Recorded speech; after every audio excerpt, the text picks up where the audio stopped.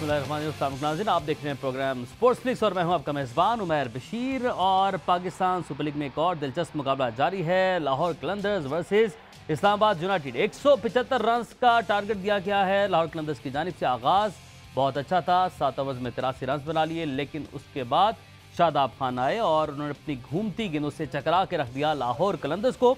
और इस तरह लाहौर कलंदर्स ने मुकर्ररा 20 ओवर्स में 9 विकेट के नुकसान पर 174 रन बनाए। जवाब में इस्लामाबाद यूनाइटेड की बैटिंग इस वक्त जारी है, इस हवाले से भी हम लोग बात करेंगे।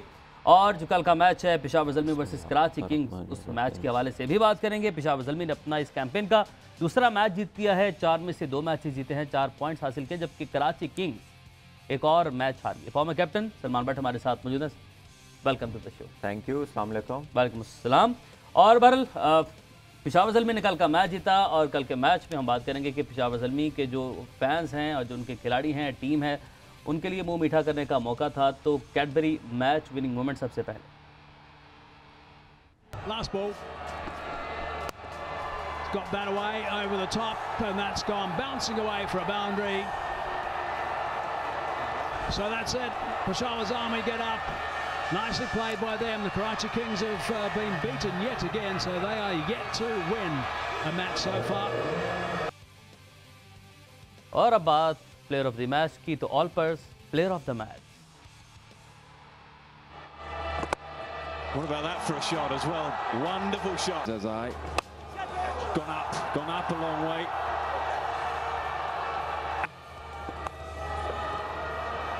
Release shot and a bit of relief.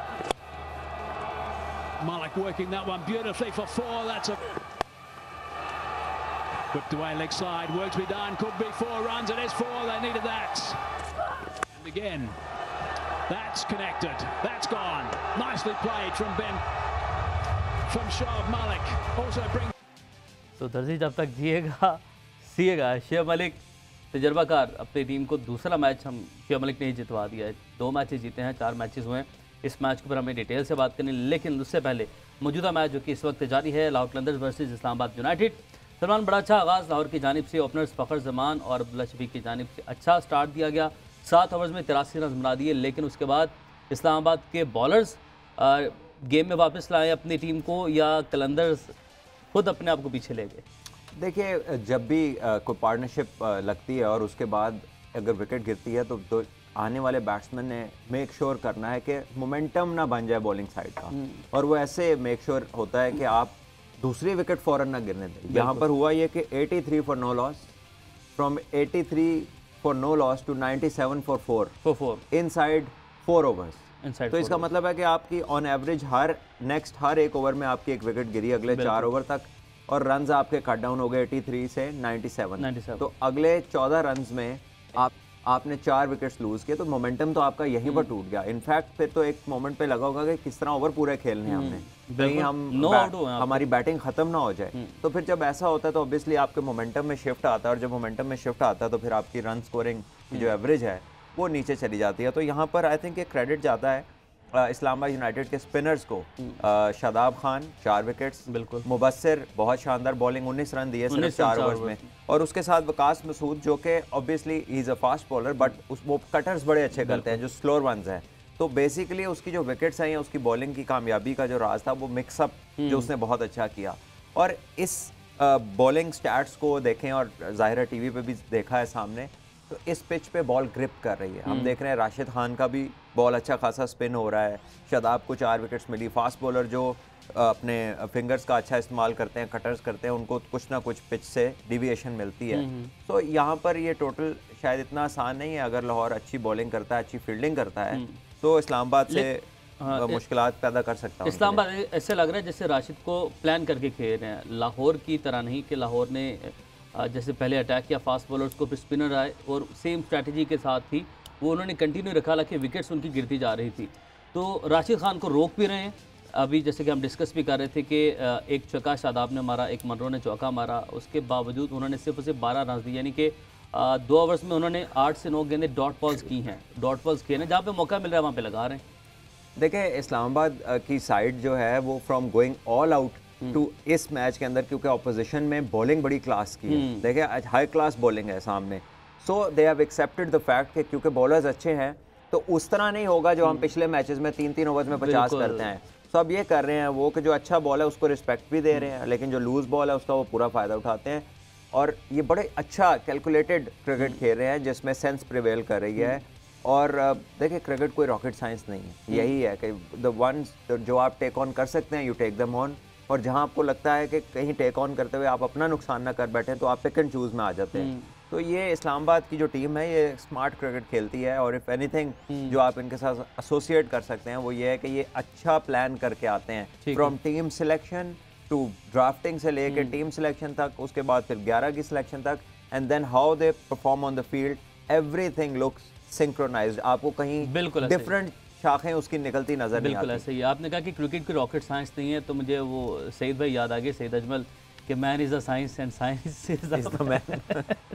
तो अच्छा, आज हम मतलब ये कह सकते हैं कि अच्छी बैटिंग साइड का अच्छी बॉलिंग साइड के साथ मुकाबला है, अच्छी बैटिंग वर्सेस अच्छी बॉलिंग। तो दो अच्छी टीम्स हैं, दो अच्छी टीम्स हैं। Islamabad is a power house, हर लिहाज से इस्लामाबाद के पास batsman, power hitters, depth, experience, fast bowling, spinners, सब कुछ है, फील्डर्स अच्छे हैं।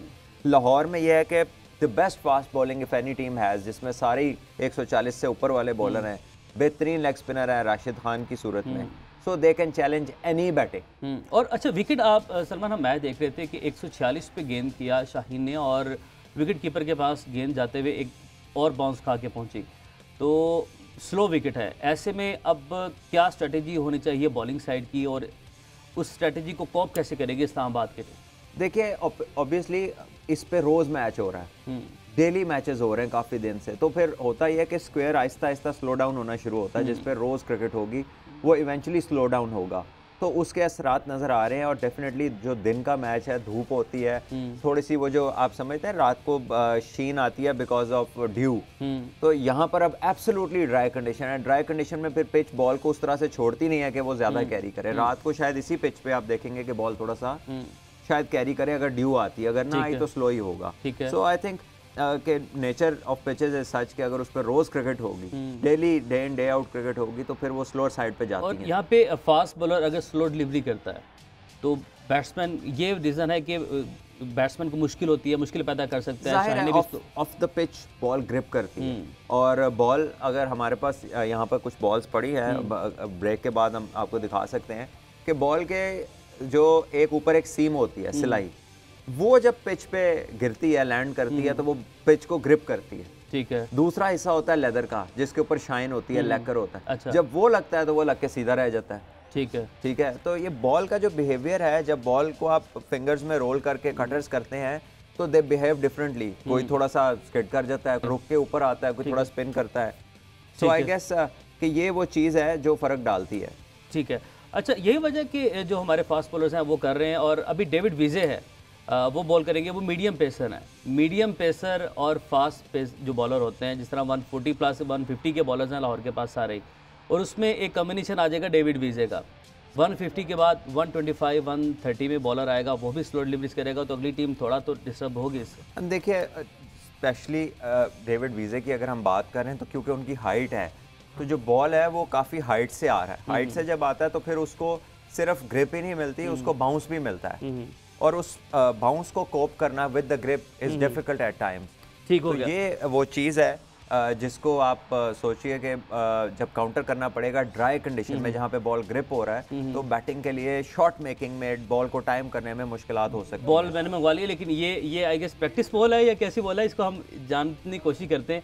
ये होती है, इसकी ग्रिप होती है आई गेस, अगर रियल में बॉल होती है तो ये एक सीम की तरह की प्रेजेंटेशन है। This is basically a synthetic ball जो कि नॉकिंग के लिए यूज होता है। नॉकिंग के लिए यूज होता है। हाँ जी, बिल्कुल, हमें तो अंदाजा है कि ओरिजिनल बॉल नहीं है। तो क्या किया जाता है, इसको आप ये साइड इसकी शाइन करते हैं, ऐसे रफ करते हैं, फिर इसको दिखाइए। ये जो बॉल है, मैं कहना ये चाह रहा हूँ, बिकॉज अगर इसको क्लोज करते हैं तो जो रफ एरिया है, जो कि सिलाई होती है, एक्चुअल में ये थ्रेड होता है। तो ये जो थ्रेड होता है इसके ऊपर, ये वाला, ये अब नजर आ रहा होगा लोगों को। बिल्कुल। जब ये पिच करता है इसके ऊपर, कह लीजिए विकेट के ऊपर, तो ये ग्रिप करता है ड्राई सरफेस के ऊपर। लेकिन जब इसका अब क्लोज करिएगा कि ये वाला जो हिस्सा है इसका, ये जो लेकर है एरिया, जो लेदर होता है जिसके ऊपर शाइन होती है, ये वाला एरिया, ये जब लगता है तो बॉल स्किड कर जाता है। सही। तो ड्राई कंडीशंस में ये फिर वेरिएशन आती है रोल करने से, तो बैट्समैन की टाइमिंग उसको एडजस्ट करनी पड़ती है।